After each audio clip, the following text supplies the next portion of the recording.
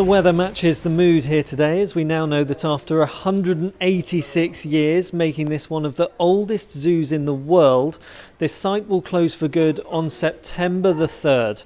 I've been speaking to the zoo's chief executive, Justin Morris. It's a really emotional day. It's emotional because we've been on this site for such a long time, and so many people have got memories and experiences of visiting here as a child with their school or with their parents or with their grandparents.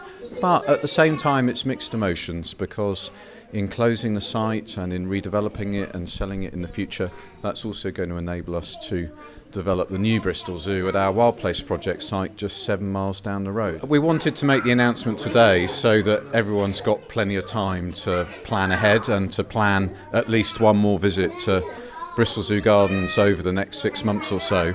But we really want to make sure, in the last couple of months in particular, that we're celebrating that extraordinary history and encouraging people during that time to share their memories and their experiences with us. When this place shuts, lots of the animals will be moved to Wild Place, which will become the new Bristol Zoo.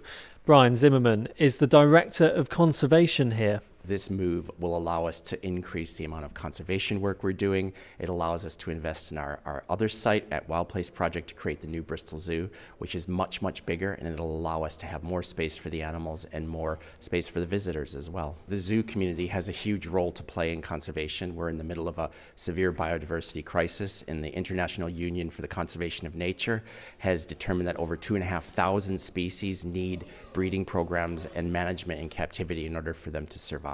Lots of you will have memories of this place, I'm sure. I'm told 90 million people have visited here over the years. You can read much more about all this on our website.